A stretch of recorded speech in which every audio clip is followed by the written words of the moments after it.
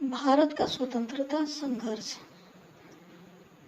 पहला अंग्रेज विरोधी संघर्ष सन्यासियों के द्वारा शुरू किया गया। सन्यासी विद्रोह का उल्लेख बंकिम चंद्र चटर्जी के उपन्यास आनंद मठ में किया गया है। 1887 में दादा भाई नौरोजी ने इंग्लैंड में भारतीय सुधार समिति की स्थापना की। 1887 के बाद ब्रिटिश सरकार का रुख कांग्रेस के प्रति कठोर होता चला गया। नौरोजी दत्त और वाचा ने धन निकास के सिद्धांत का प्रतिपादन किया। दादा भाई नौरोजी ने धन का पलायन सिद्धांत का वर्णन अपनी पुस्तक poverty and un British rule in India में किया। ब्रिटिश हाउस कॉमन्स का चुनाव लड़ने वाले प्रथम भारतीय दादा भाई नौरोजी थे। इन्होंने लिबरल पार्टी के उम्मीदवार के रूप में फरवरी से 1892 में चुनाव जीता था। लॉर्ड कर्जन ने 20 जुलाई 1905 को बंगाल विभाजन के निर्णय की घोषणा की। बंगाल विभाजन के विरोध में 7 अगस्त 1905 को कलकत्ता के टाउन हॉल असेंबली में स्वदेशी आंदोलन की घोषणा की गई। बंगाल विभाजन 16 अक्टूबर 1905 को प्रभावी हुआ। इस दिन पूरे बंगाल में शोक दिवस मनाया गया। स्वदेशी आंदोलन में वंदे मातरम, विभाजन नहीं चाहिए और बंगाल एक है आदि नारे लगाए गए। स्वदेशी आंदोलन का विचार सर्वप्रथम कृष्ण कुमार मित्र के संजीवनी में 1905 में प्रस्तुत किया गया। आंध्र के डेल्टा इलाकों में स्वदेशी आंदोलन को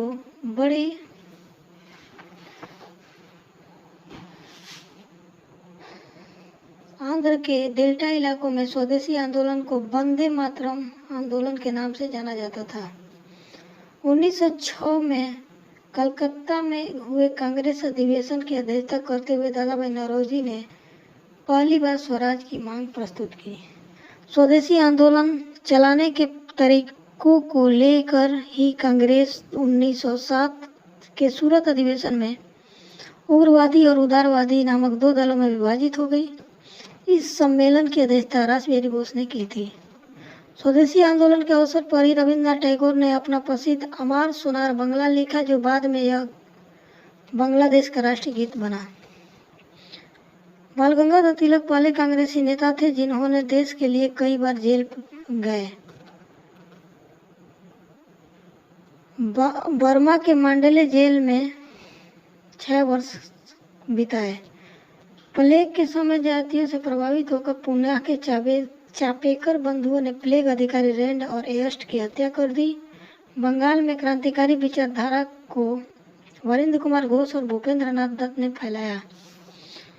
1905 में वरिंद्र कुमार घोष ने भवानी मंदिर नामक पुस्तिका लिखी, जिसमें क्रांतिकारियों के कार्यों को संगठित करने के लिए केंद्र बनाने के लिए जानकारी दी गई। 1906 में इन दोनों ने मिलकर युगांतर नामक समाचार पत्र का प्रकाशन किया। बंगाल में पी मित्रा ने अनुशीलन समिति का गठन किया, जिसका उद्देश्य था खून का बदला खून। अनुशीलन समिति का 500 शाखाएं खोली गई। अनुशीलन समिति में हेमचंद्र दास कानूनगो को पेरिस भेजा, जिसने रूसी क्रांतिकारी निकोलस फ्रांस्की से बम बनाना सीखा। महाराष्ट्र के विनायक दामोदर सावरकर ने 1904 में अभिनव भारत और नामक संस्था स्थापित की। अभिनव भारत संगठन के सदस्य पीएन बामट बम बनाने की कला सीखने के लिए पेरिस गए। महाराष्ट्र में क्रांतिकारी आंदोलन उभारने का श्रेय तिलक के पत्र केसरी को जाता है। तिलक ने 1893 को गणपति और 1895 में शिवाजी उत्सव मनाना प्रारंभ किया। वैलेंटाइन सिरोल ने बाल गंगाधर तिलक को भारतीय असंतोष का जनक कहा। महाराष्ट्र से महत्वपूर्ण क्रांतिकारी पत्र काल का संपादन पराजंपे ने किया। प्रफुल्ल चाकी और खुदीराम बोस ने 30 अप्रैल 1908 को मुजफ्फरपुर के जज किंग्सफोर्ड की हत्या का प्रयत्न किया। गलतफहमी से बम कनेडी की गाड़ी पर गिरा दिया गया, जिससे 2 महिलाओं की मृत्यु हो गई। चाकी ने आत्महत्या कर ली और खुदीराम बोस ने लगभग 18 वर्ष की अवस्था में 1908 को फांसी दे दिया गया। खुदीराम बोस बंगाल के क्रांतिकारियों के युगांतर दल के सक्रिय सदस्य थे। युगांतर दल के नेता वरिंद्र कुमार घोष थे। 1905 में लंदन में श्यामजी कृष्ण वर्मा ने Indian home rule league society की स्थापना की। 30 दिसंबर 1906 को ढाका के नवाब सलीम उल्लाह खां के निमंत्रण पर सम्मेलन हुआ। नवाब वकारुल मुल्क इसके अध्यक्ष थे। इसी सम्मेलन में अखिल भारतीय मुस्लिम लीग का उदय हुआ। लीग का संविधान 1907 में कराची में बना और इस संविधान के अनुसार प्रथम अधिवेशन 1908 के अमृतसर में हुआ, जहां आगा खां को इसका अध्यक्ष बना दिया गया। मुस्लिम लीग ने बंगाल विभाजन का समर्थन किया।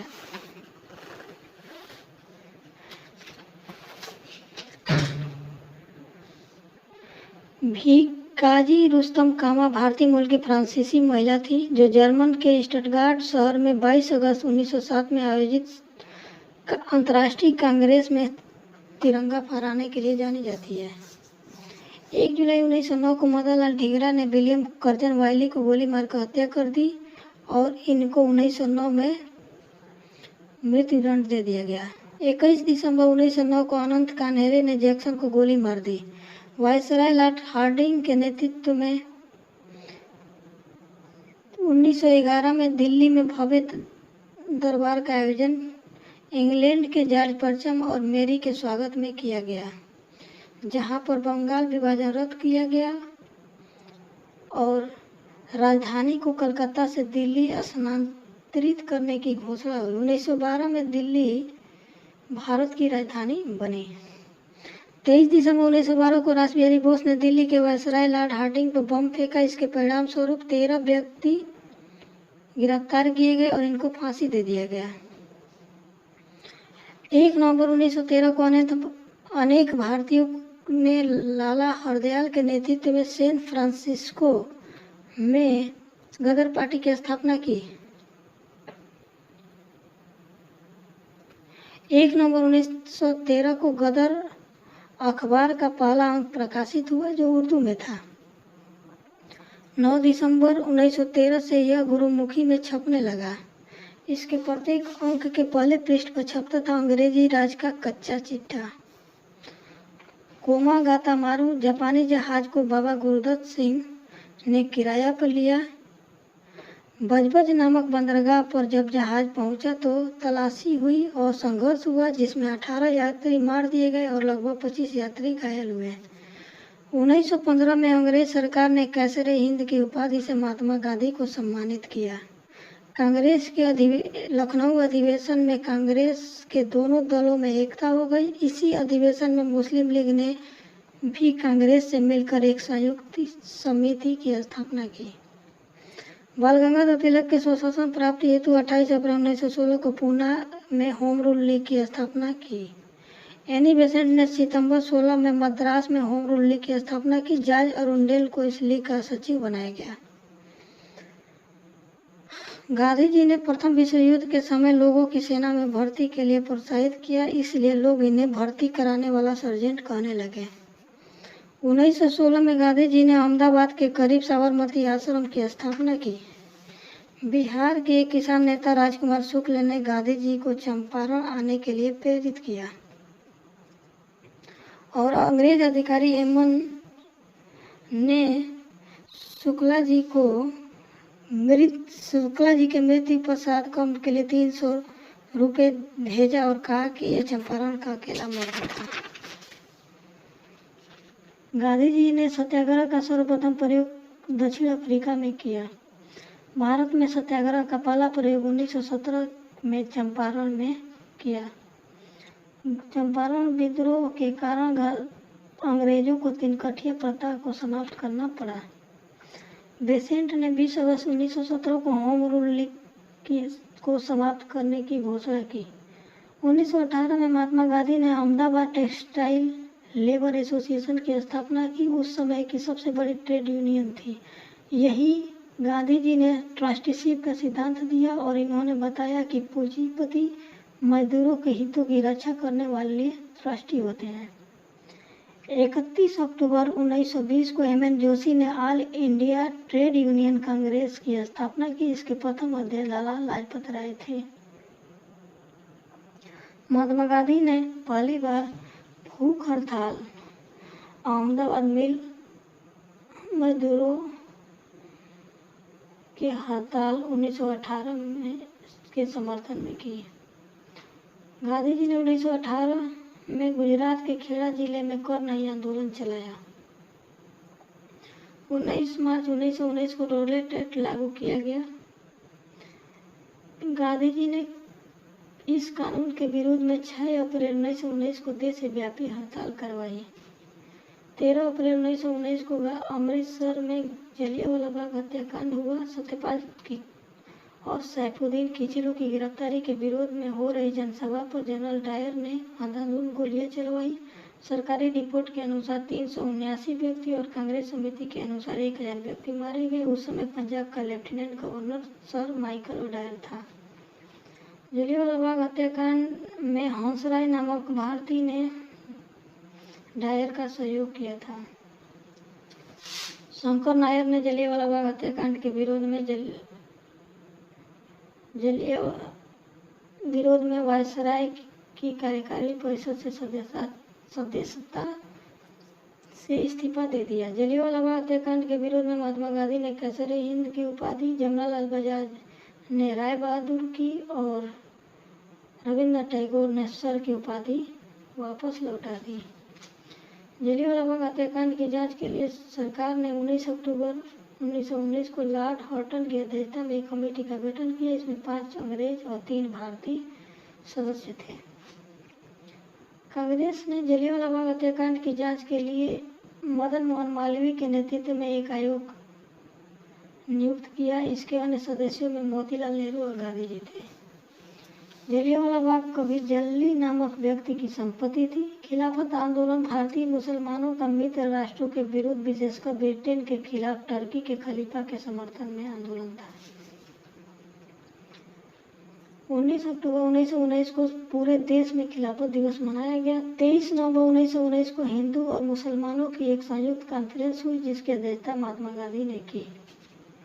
रोलेट एक्ट, जलियांवाला बाग हत्याकांड और खिलाफत आंदोलन के उत्तर में गांधी जी ने 1 अगस्त 1920 को असहयोग आंदोलन प्रारंभ किया। असहयोग आंदोलन की पुष्टि भारतीय राष्ट्रीय कांग्रेस ने दिसंबर 1920 के नागपुर अधिवेशन में किया। मोहम्मद अली को सर्वप्रथम असहयोग आंदोलन में गिरफ्तार किया गया। मोहम्मद अली जिन्ना, एनी बेसेंट, बिपिन चंद्र पाल कांग्रेस के असहयोग आंदोलन से सहमत नहीं थे, अतः उन्हें कांग्रेस छोड़ दी। 5 फरवरी 1922 को गोरखपुर के जिले के चौरा चोरी नामक स्थान पर असहयोग आंदोलनकारियों ने क्रोध में आकर एक थाने में आग लगा दी, जिसमें एक थानेदार और 21 सिपाहियों की मृत्यु हो गई। इस घटना से दुखी होकर गांधी जी ने 11 फरवरी 1922 को असहयोग आंदोलन स्थगित कर दिया। 13 मार्च 1922 को गांधी जी को गिरफ्तार कर 6 वर्ष की कड़ी कारावास की सजा सुनाई गई। स्वास्थ्य संबंधी कारणों से गांधी जी को 5 फरवरी 1924 को रिहा कर दिया गया। 1922 के मेवाड़ भील आंदोलन का नेता मोतीलाल तेजावत था। 1923 में इलाहाबाद में चित्तरंजन दास और मोतीलाल नेहरू ने स्वराज पार्टी की स्थापना की। महात्मा गांधी सिर्फ एक बार कांग्रेस के बेलगांव अधिवेशन 1924 में अध्यक्ष चुने गए थे। सचिंद्रनाथ सान्याल ने 1924 में कानपुर में हिंदुस्तान रिपब्लिक एसोसिएशन की स्थापना की। भगत सिंह ने 1928 में दिल्ली स्थित फिरोज शाह कोटला में हिंदुस्तान सोशलिस्ट रिपब्लिक एसोसिएशन की स्थापना की। 9 अगस्त 1925 को काकोरी कांड हुआ था, जिसमें राम प्रसाद बिस्मिल यह कहते हुए कि मैं राज्य के पतन की इच्छा करता हूँ, फांसी पर लटक गए। संभवतः अशफाक उल्लाह खां पहले भारतीय क्रांतिकारी मुसलमान थे जो देश की स्वतंत्रता के लिए फांसी के तख्ते पर लटके थे। स्त्रियों ने स्वयं अधिकारों के लिए आंदोलन करने के उद्देश्य से 1926 में अखिल भारतीय महिला संघ की स्थापित किया। साइमन कमीशन 3 फरवरी 1928 को भारत आया और इसे व्हाइट मैन कमीशन के भी कहा जाता है। नेहरू रिपोर्ट को अंतिम रूप से अगस्त 1928 में आयोजित सर्वदलीय सम्मेलन में स्वीकार किया गया। इस सम्मेलन की अध्यक्षता डॉक्टर अंसारी ने की। 30 अक्टूबर 1928 को लाहौर में साइमन कमीशन के विरुद्ध प्रदर्शन करते हुए पुलिस की लाठी से लाला लाजपत राय घायल हो गए और बाद में उनकी मृत्यु हो गई। साइमन कमीशन के बहिष्कार न करने वाले दो दल थे, जस्टिस पार्टी और पंजाब यूनियनिस्ट पार्टी। भगत सिंह के नेतृत्व में पंजाब के क्रांतिकारियों ने 17 दिसंबर 1928 को लाहौर के तत्कालीन सहायक पुलिस कप्तान सैंडर्स को गोली मार दी। पब्लिक सेफ्टी बिल पास होने के विरोध में 8 अप्रैल 1929 को बटुकेश्वर दत्त और भगत सिंह ने दिल्ली में सेंट्रल लेजिस्लेटिव असेंबली में खाली बेंचों पर बम फेंका। क्रांतिकारियों ने अपने पर्चे में कहा था कि उनका मकसद किसी का जान लेना नहीं, बल्कि बड़े कानों तक अपनी आवाज़ पहुंचाने के लिए है। भगत सिंह और बटुकेश्वर दत्त के बम फेंकने के समय असेंबली के अध्यक्ष विठल भाई पटेल शरारत कर रहे थे। कांग्रेस के 1929 में लाहौर अधिवेशन में पूर्ण स्वराज अपना लक्ष्य घोषित किया।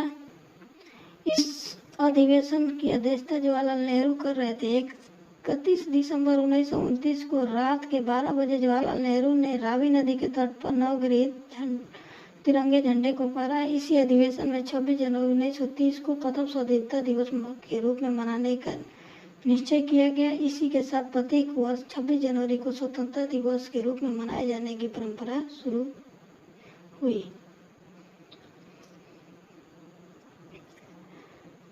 बारह मार्च 1930 को गांधी जी ने अपने 79 समर्थकों के साथ साबरमती स्थित अपने आश्रम में लगभग 322 किलोमीटर दूर दांडी के लिए प्रस्थान किया। लगभग 24 दिनों के बाद 6 अप्रैल 1930 को दांडी पहुंचकर गांधी जी ने नमक कानून तोड़ा और सविनय अवज्ञा आंदोलन की शुरुआत की।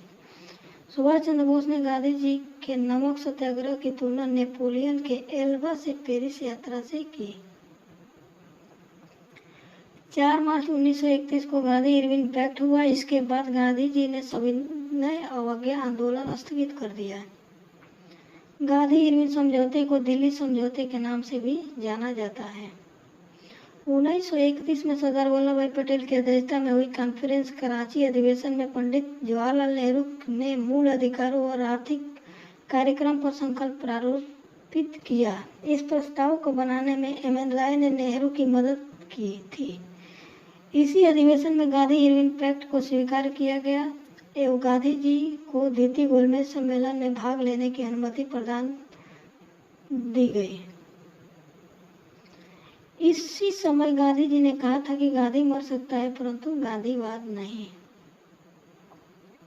दूसरा गोलमेज सम्मेलन 7 सितंबर 1931 को हुआ था। महात्मा गांधी ने कांग्रेस के प्रतिनिधि के रूप में इसमें भाग लिया, परंतु यह सम्मेलन सांप्रदायिक प्रतिनिधित्व के कारण असफल रहा। प्रथम गोलमेज सम्मेलन 12 नवंबर 1930 और तृतीय गोलमेज सम्मेलन 17 नवंबर 1932 में हुआ था। तीनों गोलमेज सम्मेलन के समय इंग्लैंड के प्रधानमंत्री जेम्स रैमजे मैकडोनाल्ड था। डॉक्टर भीमराव अम्बेडकर को लंदन में हुए तीनों गोलमेज सम्मेलनों में अछूतों के प्रतिनिधि के रूप में बुलाया गया था। दूसरे गोलमेज सम्मेलन की असफलता के बाद गांधी जी ने 3 जनवरी 1932 को पुनः अवज्ञा आंदोलन प्रारंभ कर दिया।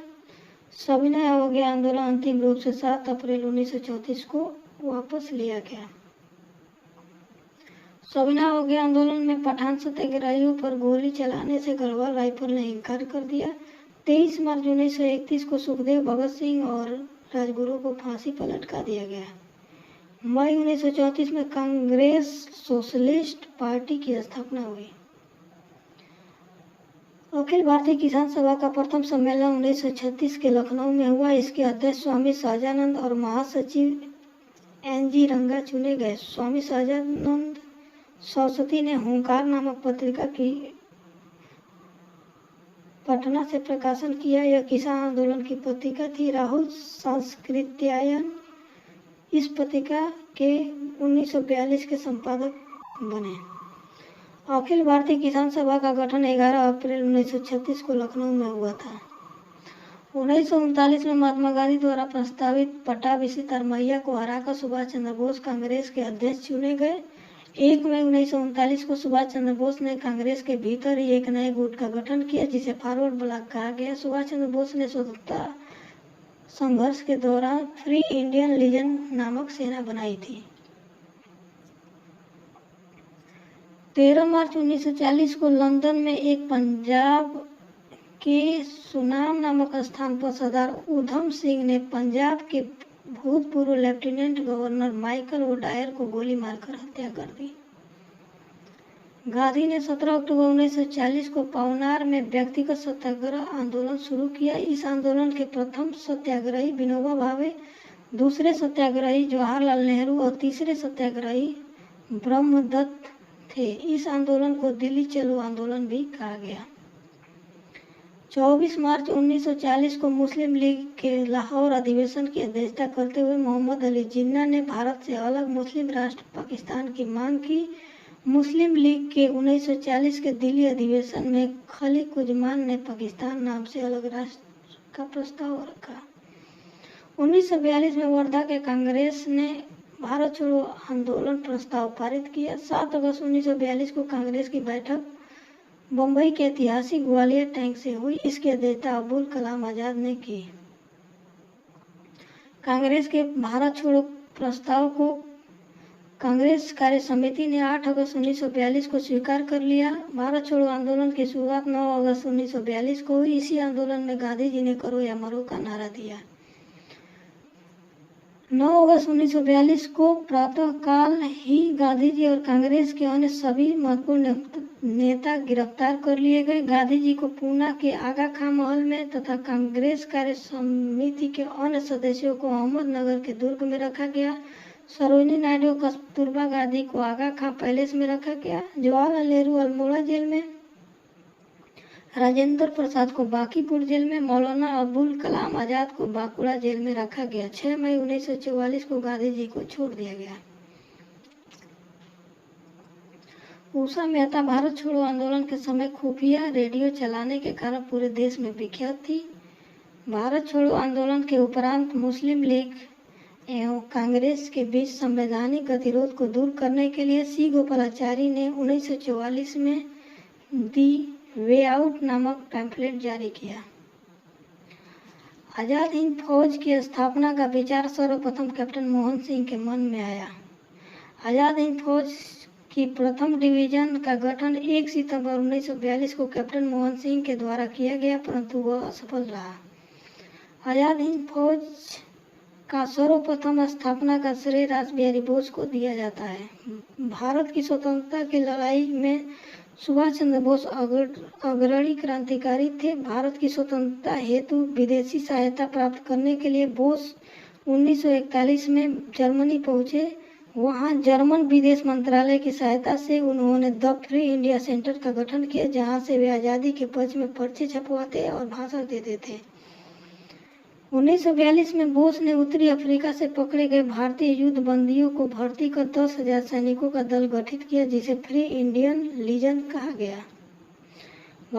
सुभाष चंद्र बोस ने 21 अक्टूबर 1943 को सिंगापुर में स्वतंत्र भारत की अस्थायी सरकार का गठन किया, जिसका जर्मनी और जापान ने समर्थन किया। अक्टूबर 1943 में सुभाष चंद्र बोस को आज़ाद हिंद फौज का सर्वोच्च सेनापति बनाया गया। आज़ाद हिंद फौज के 3 ब्रिगेडों के नाम Subhash brigade, Gandhi brigade, Nehru brigade और महिलाओं के ब्रिगेड का नाम लक्ष्मीबाई रेजिमेंट था। आज़ाद हिंद फौज का झंडा कांग्रेस के तिरंगे झंडे की भांति था, जिस पर दहाड़ते हुए शेर का चिन्ह था। 8 नवंबर 1943 को जापान के अंडमान निकोबार द्वीप सुभाष चंद्र बोस को सौंप दिए। नेताजी ने इनका नाम शहीद द्वीप और स्वराज द्वीप रखा। टोक्यो जाते हुए फार्मूला द्वीप के बाद अचानक हवाई जहाज में आग लग जाने के कारण सुभाष चंद्र बोस की मृत्यु 1945 में हो गई, लेकिन इसका प्रमाणिक नहीं है।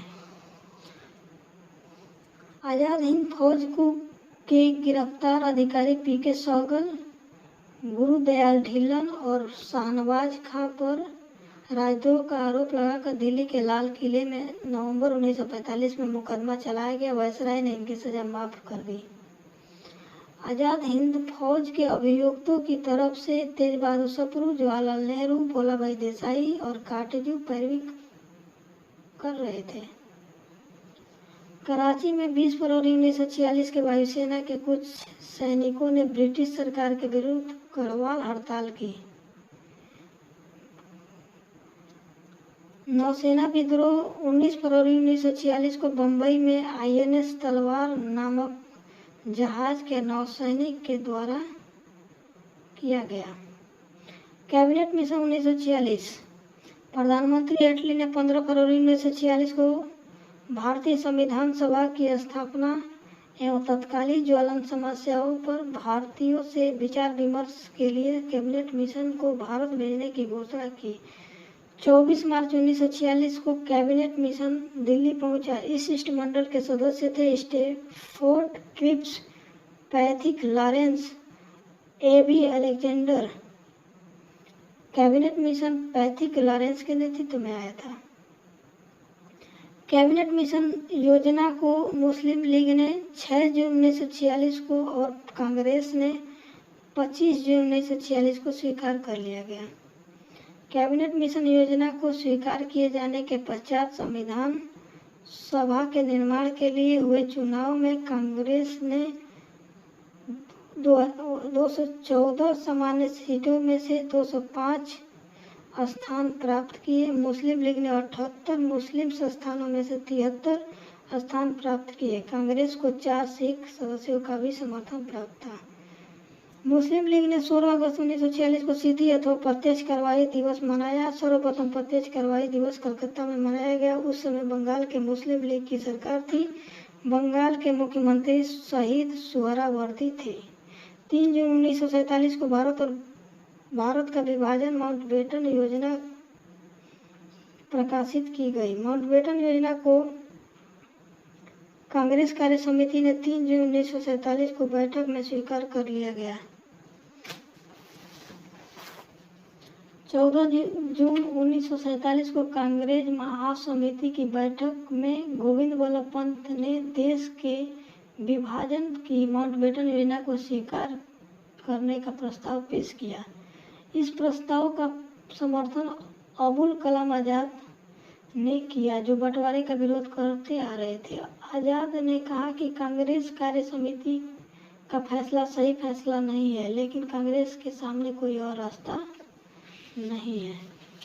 गांधी, नेहरू और पटेल के समर्थन के बावजूद कांग्रेस कार्य समिति का देश विभाजन का प्रस्ताव अखिल भारतीय कांग्रेस समिति में सर्वसम्मति से पास न हो सका। 161 सदस्यों ने उनके खिलाफ वोट दिया और वे तटस्थ रहे। प्रस्ताव का विरोध करने वालों में से सिंध कांग्रेस के नेता चौथराम भिंडवानी, पंजाब कांग्रेस के अध्यक्ष किचलू पुरुषोत्तम दास टंडन, मौलाना हफीजुर रहमान आदि थे। मुस्लिम लीग की काउंसिल की बैठक माउंटबेटन योजना पर विचार करने के लिए 10 जून 1947 को नई दिल्ली में बुलाई गई। लीग ने भारी बहुमत से इस योजना को स्वीकार किया। लीग ने बैठक में उपस्थित 400 सदस्यों में से सिर्फ 10 सदस्यों ने इसका विरोध किया। 4 जुलाई 1947 को ब्रिटिश संसद में भारतीय स्वाधीनता विधेयक पेश किया गया। 15 जुलाई को बिना किसी संशोधन के हाउस ऑफ कॉमन्स द्वारा और 16 जुलाई को हाउस ऑफ लॉर्ड्स द्वारा पास कर दिया गया। 18 जुलाई 1947 को उस पर ब्रिटिश सम्राट के हस्ताक्षर हो गए। इसके अनुसार देश को 15 अगस्त 1947 को 2 डोमिनियनों भारत और पाकिस्तान में बांट दिया जाएगा। दोनों डोमिनियनों को पूरी स्वतंत्रता तथा प्रभुसत्ता सौंप दी जाएगी। 14 अगस्त 14 अगस्त 1947 को पाकिस्तान अधिराज्य और 15 अगस्त 1947 को भारतीय अधिराज्य की स्थापना होगी।